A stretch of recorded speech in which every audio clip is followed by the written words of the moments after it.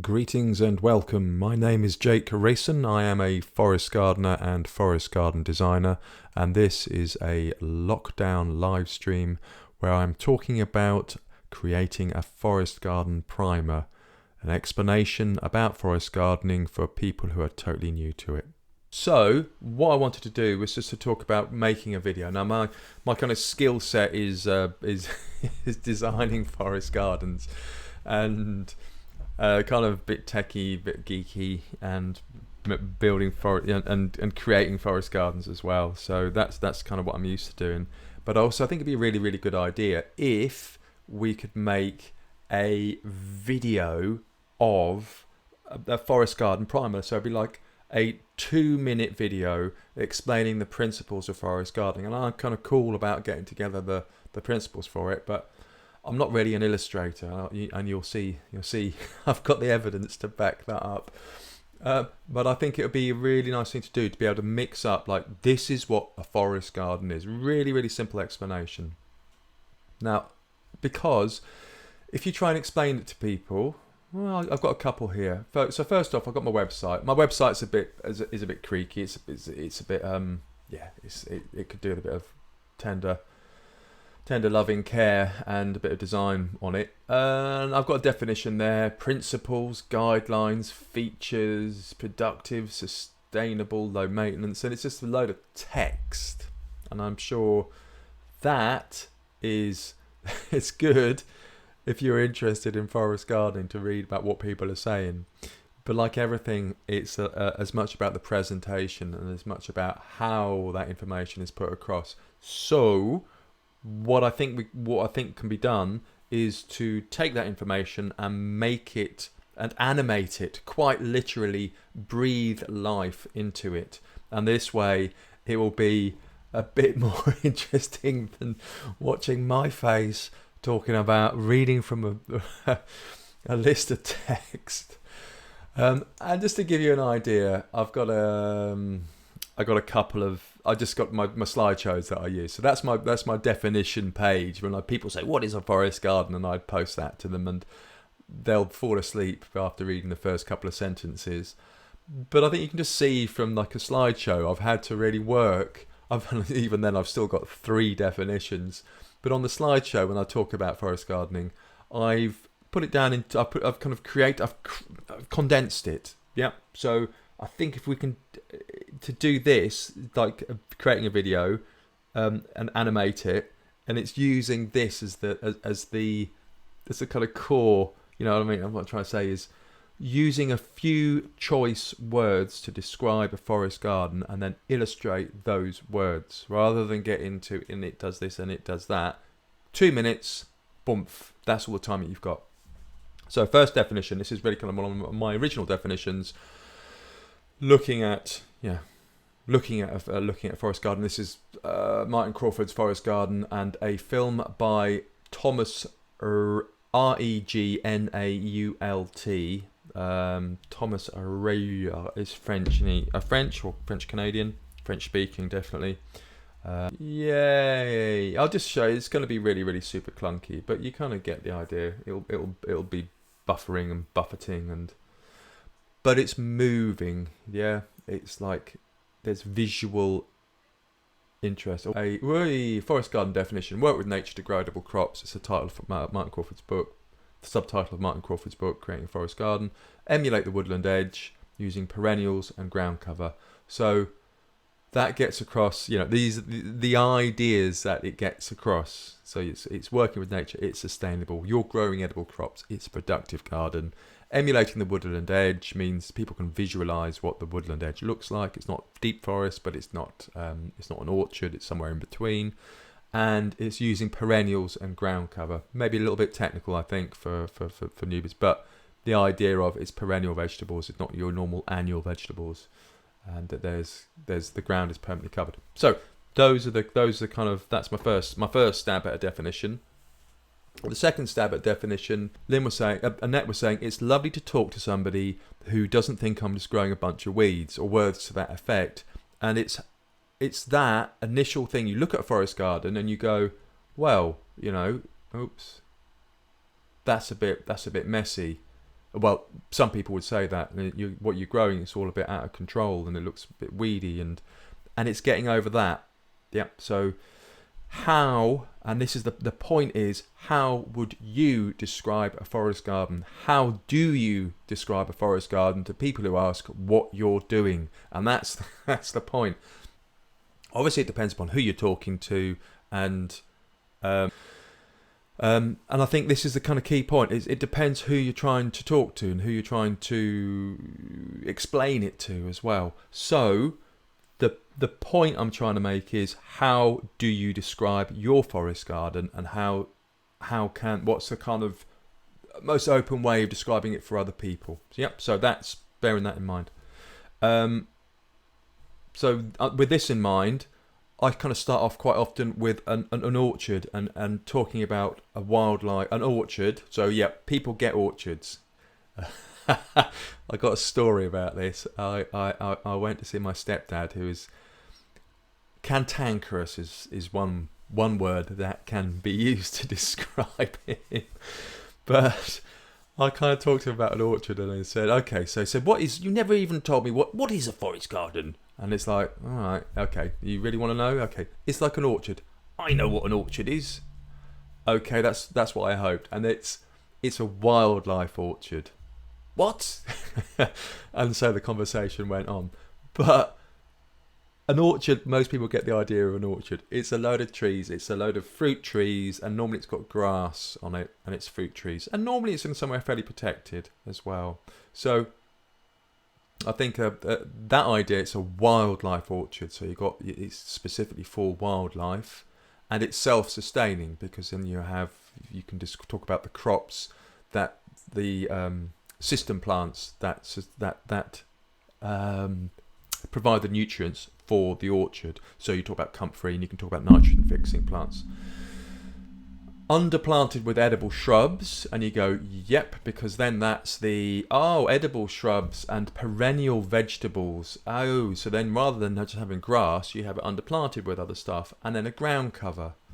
And I kind of think that's pretty good. I mean, yeah, it's like everything, isn't it? It's like there's so many ways to approach it.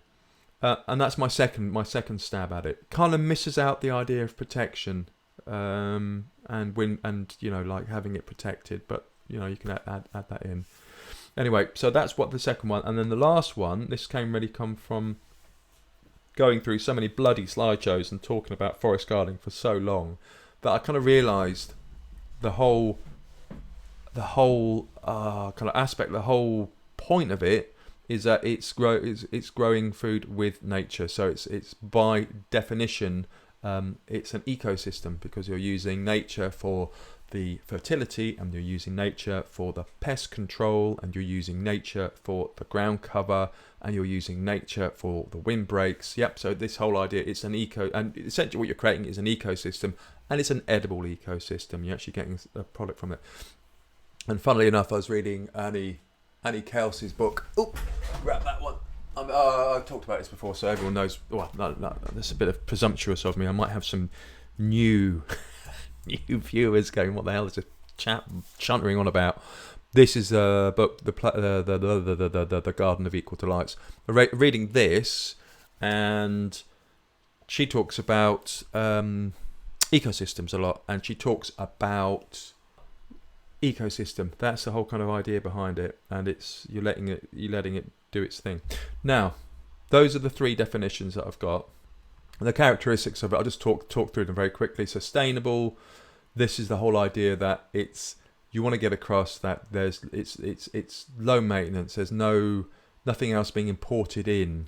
Yeah, it's sustainable in a kind of eco-friendly sort of way. It's productive. You're getting crops from it. It's wildlife friendly as part of its real kind of essence, is because it's an edible ecosystem, and you're using all the layers. It's an efficient use of the space, and you're mostly using perennial plants, and it's low maintenance.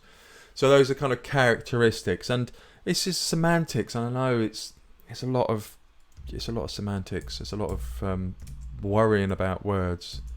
But I think it's important to do. Right, so I'm going to read that. That's my initial thoughts about that, and I want to do an animation. So rather like Thomas's film, I want to do an animation which sums up those ideas. Yep. And I've got something I've got to show you. It's a sketch, so please don't laugh at me. And I do think it's worth bearing in mind as well the applicability of it, so that we're talking about forest gardening for no matter the size of the garden. Oh, like Cindy posted up an image of a photograph of her forest garden on the WhatsApp group, and I think it's brilliant. I think it's brilliant because I think it's a relatively small garden at the front of the house. Wasn't 100% sure. I'm sure I saw a car in there or something.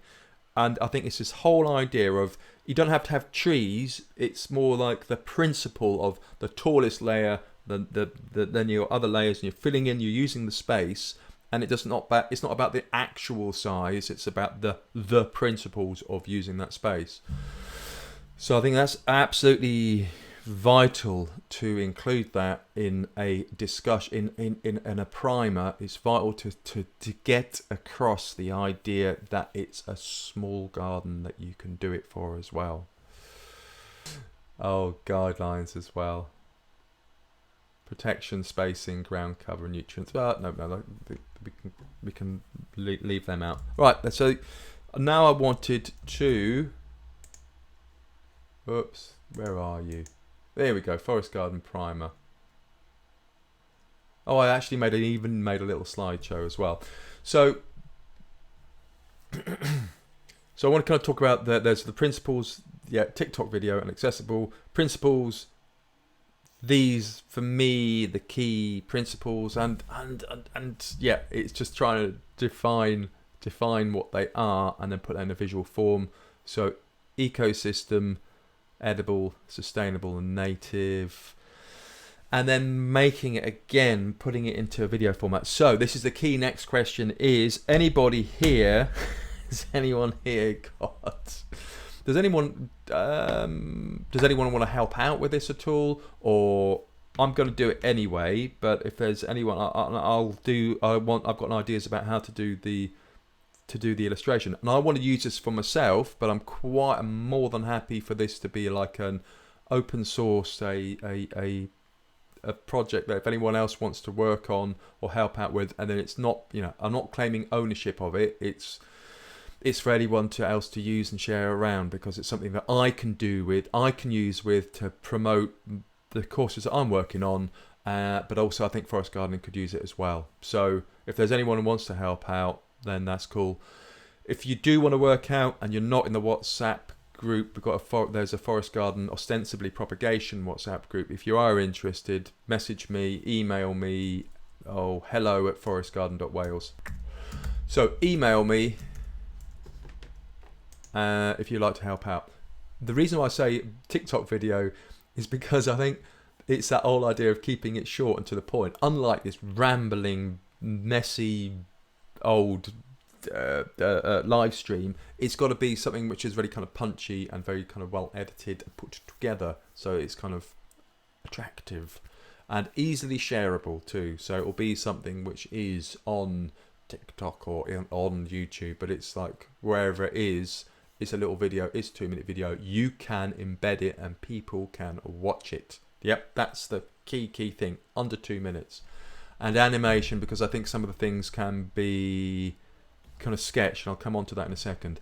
And I think what is so interesting as well, I don't know if Dan's on, I'm sure, I wanted to show you the design I've been busy working on doing some garden design with Dan, a friend of mine, and I wanted to show you the kind of progress of it, really, just because, yeah, it's kind of interesting. I think that every garden is a story, and it's when you're starting off with a garden and you're starting off with a design, the kind of design process is important, because it's you're getting people involved and you're drawing people into the garden. This is where you want to get them, and by telling a story, you're giving there's a purpose to it, which there's an idea behind it. And I think this is really important for a video about explaining what a forest garden is, because you want to get people in on that story and understanding and doing it for themselves, and you want to draw people in with that story.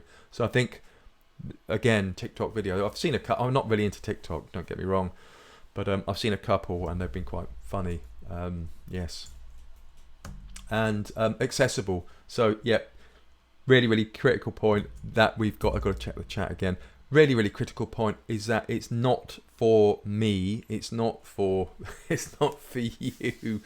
It's really for a forest garden primer. It really is for people who haven't got a Danny what forest gardening is. Yeah, and it's the youth. I mean, I don't know about you, but I feel I feel my age.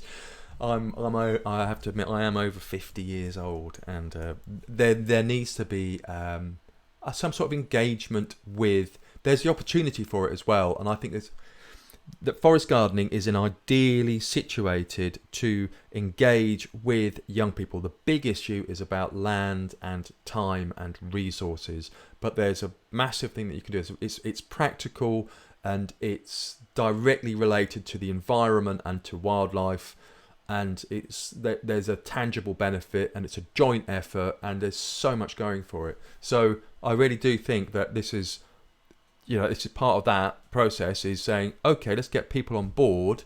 It's not just a kind of middle-aged bloke, hippie, ex-hippie pastime. So yes, short, snappy, and yet you've got to talk about the benefits of it as well. Talking about the youth, it's quite hilarious. In the lockdown, obviously the kids, because we're homeschooling, they've been playing a lot of computer games in between homeschooling and me working and homeschooling. So there's all these terms that the kids use, like laggy. The kids know what laggy is, and the 4-year-old says, "Oh, it's a bit laggy, Dad." And the other one was jump scare. Don't know if anyone here knows what a jump scare is. It's a scary bit in the game where something jumps out at you. Boss fight is when there's a big battle. And it's brilliant. I just think it's hilarious. There's this, it's fantastic. There's all this language which is being used around technology, and I just think it's great. I just think there's this kids talk about stuff, and I go, "What's that?" And they go, "Oh, it's this. Don't you know about this?" And they go, "Oh, okay." So yeah, we're part of that with all this tech. Okay, so now, good. I'm back on. Now, what I will do, is I'm going to take this over. What do they say? There's in business meetings, they're going to take this offline. They'll take it out of the meeting, but I think the best place for this will be in the WhatsApp group. We could have a spin-off group. How exciting would that be? No, maybe I'll sort it out on the WhatsApp group. If you're interested in joining the WhatsApp group, give us a shout. Email me hello@forestgarden.wales, and then we'll kind of sort out this little project there from there. So yeah, there we go. That's where we are at. Now I wanted to talk about how to. Oh, here we go. How to. So this is kind of what I was talking about. Here we go. Lovely. So please do use your imagination. Oh good Lord. Come on. So please do use your imagination. This is a really quick sketch, and this is the idea. It's this is more. Sorry, I'll get there in a second. This is more like a how-to. This is a layered illustration, and it's an extra. It's not the actual forest garden primer, but I think this is an idea I've been toying around with before. And it's an idea of how to explain the different stages of a forest garden, which could also be useful in a forest garden primer, actually introducing a forest garden too. So just bear with me. So imagine this is an isometric drawing of a house and a piece of land. And I think if you can actually illustrate to people what the different elements of a forest garden are, that's why we're doing it. So this was initially for me to say this is how you make a forest garden step by step, but you could also do it equally for describing how the forest garden works and how it's a greater than the sum of its parts. So first thing, what you do with a forest garden, you have you've got a plot of land. It's blank and bare, and you put in a windbreaks. That's the first thing that you get sorted out. And then you kind of explain the importance of protection, and then you put in your paths, and then you put in the structures. So I've got a polytunnel and a pond, and this is kind of layering up. And then once you've got that in place, you say, okay, the wind's coming from, this is the southwest, which is down in this corner.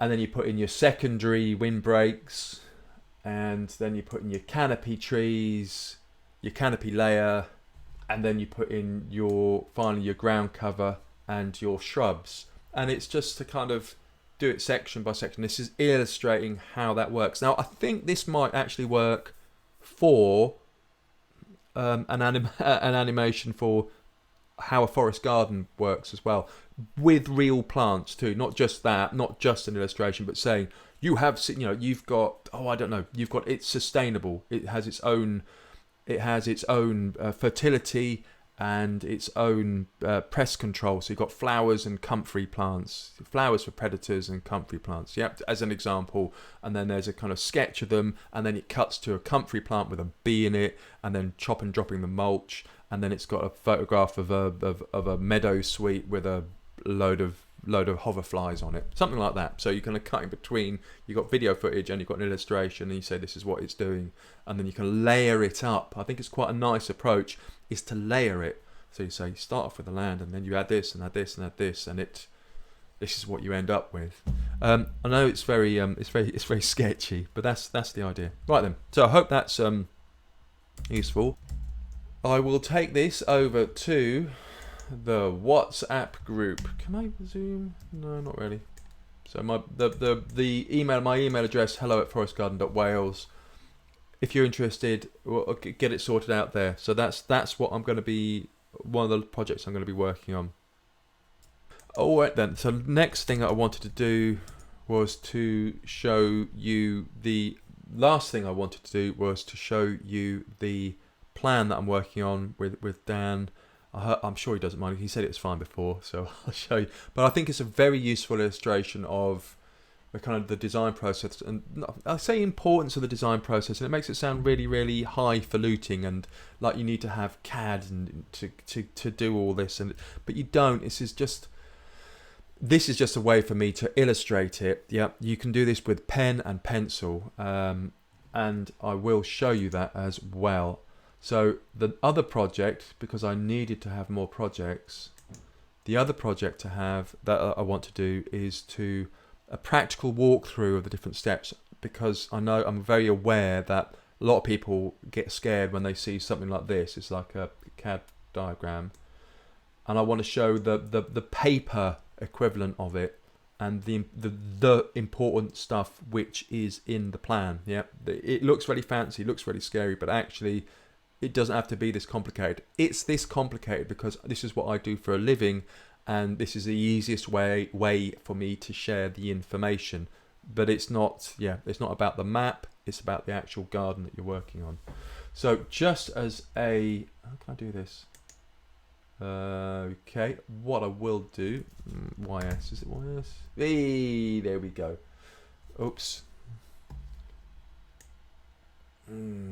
Oh, come on, mate. Show only active Y. Oh, okay.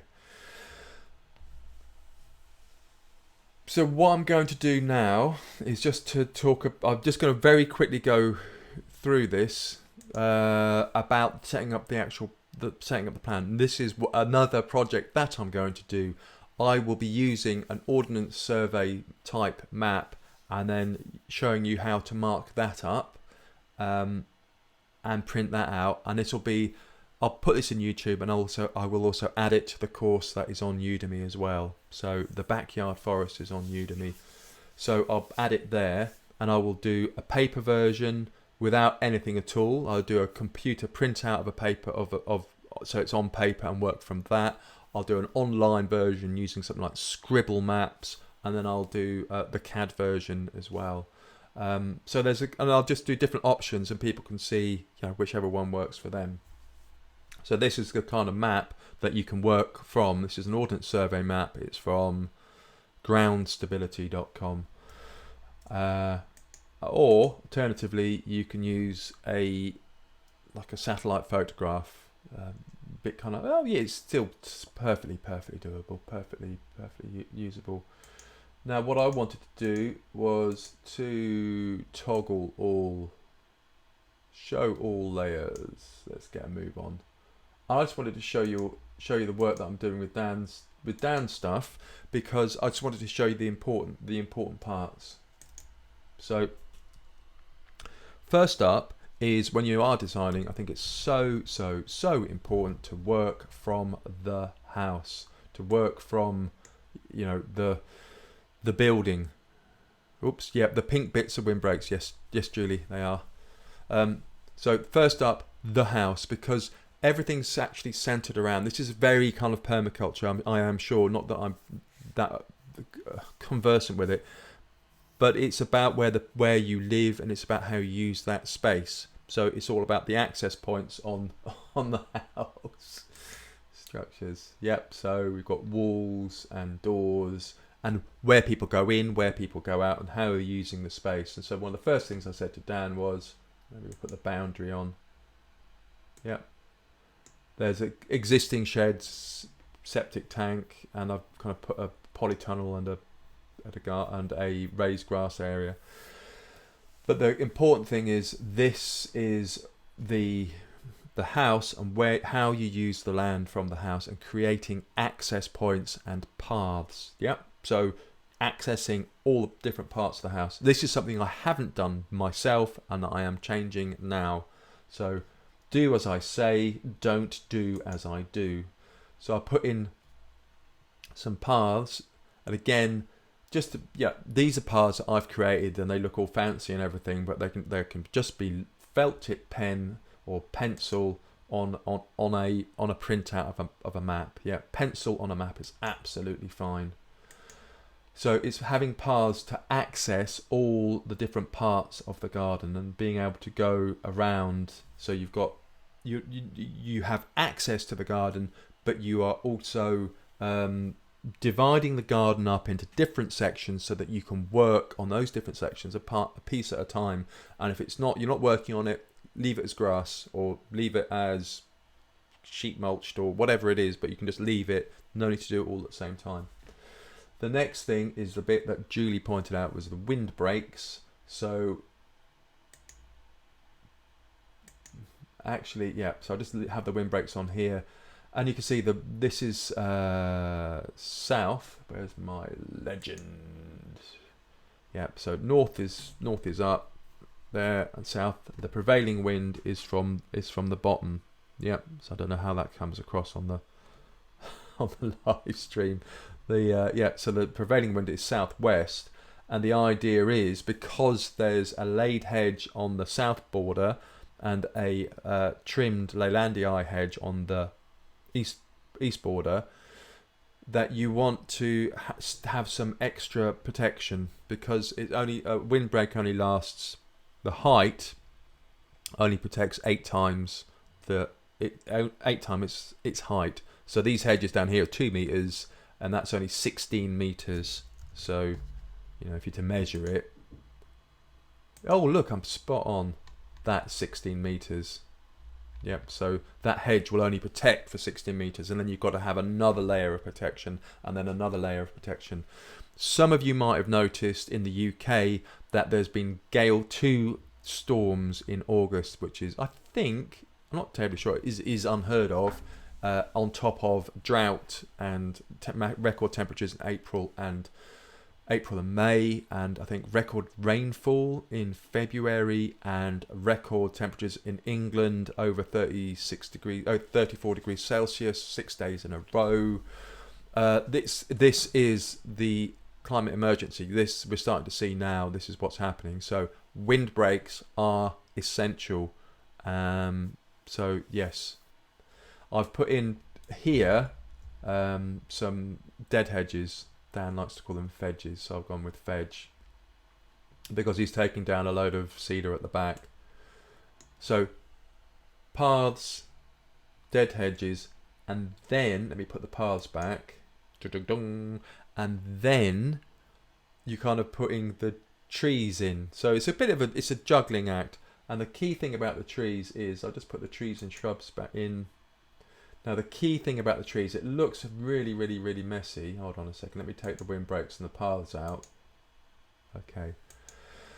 but you are putting the big trees on the north side so they don't cast too much shade. Yeah, that's the whole idea. So when you're looking at the aspect of your land, you don't want a big tree on the south side of your land because that will shade out the rest of the garden and it will be too dark, and you need to keep that light. You need protection in the form of a hedge, but you don't want to have too much shade. It's a balancing act. So here I've got 2 stone pines at the top, 2 big ones, that big ones there, 10 meters tall, and a sweet chestnut on the top northeast corner, because the northeast is the least valuable sunlight. The west sunlight is more valuable. So that's the idea behind the design, and then the rest of it kind of comes down. So if you just imagine north, and it kind of come down in height to the south. So we have got trees down here, and there is a polytunnel at the bottom, but the trees are like 2 meters max, 3 meters. I'm trying to keep them away from the polytunnel. So you're maximising the light from the south and the west for the polytunnel, so it gets enough heat and light so it can do its polytunnel thing. So. And this is all stuff that you can do using pencil and paper, and either you print stuff out or you get a map. Yeah, you can do this with pencil and paper and just use an existing map. The important thing, where the hell did that go? Oh, it's behind it. The important thing is to, mark out the position of the trees, figure out where the trees are and if they've got enough space between them. Yeah, that's the important thing. And then once you've done all the plan, this is just a plan. This is a map. Once you've done it all, then you really need to think about. You need to mark it out in real life, because this is ideas, but you've got to put those ideas into practice when you actually get out into the garden and mark up the position of the trees that you're planting. Yep. So you need to make sure in real life that there is enough space, that there will be enough light, that you have got enough windbreaks, so all that kind of stuff. Cool. Okay, so that's what I wanted to show you, the kind of structure: house, paths, windbreaks, and trees. Yeah, just this kind of basic idea of structure in a forest garden, and then the whole idea that you can do it on a piece of paper, or you can do it on an online satellite map. I'll be doing these little kind of add-on videos, and I'll put them up there later on. Cool. I'm just going to read what Chris has said. Only problem with windbreaks is that the windstorms and gales seem to come from all directions at once. Yes, absolutely. Totally agree with you, because it is. Chris is quite high up, quite high elevation. I think this is part of the problem, is that if you're high up, the wind changes direction all the time. Really notice it here too, that the wind will just switch around, which is why I think it's important to have windbreaks on all sides. And I've really noticed we're quite steep, the land here at the top of a hill, and I've got a windbreak, and it's a bit, but it's like it's about 2 meters tall, and there's no other windbreak for another 20 meters, and then the wind just comes straight over the top. So I'm putting in more windbreaks, more dead hedges, mounds, and blackcurrant windbreaks, and yeah, I'm doubling everything up. So yes. Important to have windbreaks all over and to grow them. And I think, again, for me, this is why I think dead hedges are so important, because it's where the windbreaks are really exposed, they're growing really slowly because they're really exposed. So dead hedges are a really, really good way to go. And I won't show you that picture of the dead hedge, I just think it's brilliant. But actually a dead hedge, which is quite a mound.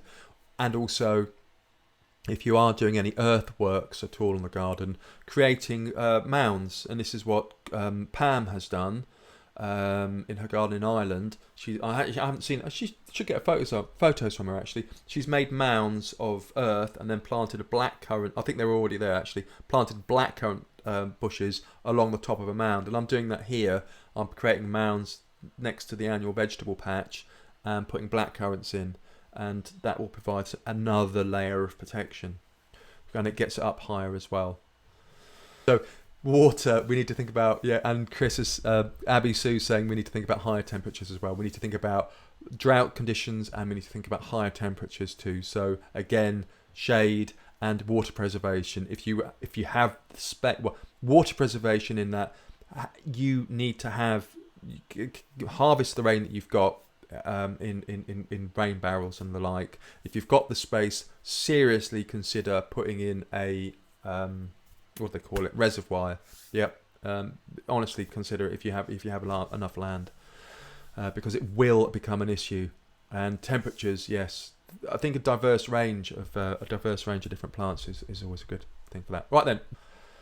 And I think there is a way of doing it that you can use a pond. I'm not too sure actually about using a pond for wildlife and using a pond as a water source as well. I'm not terribly sure how, if they can work together. I'm sure they must be able to. Surely. I hope that's useful. Cheers. Bye.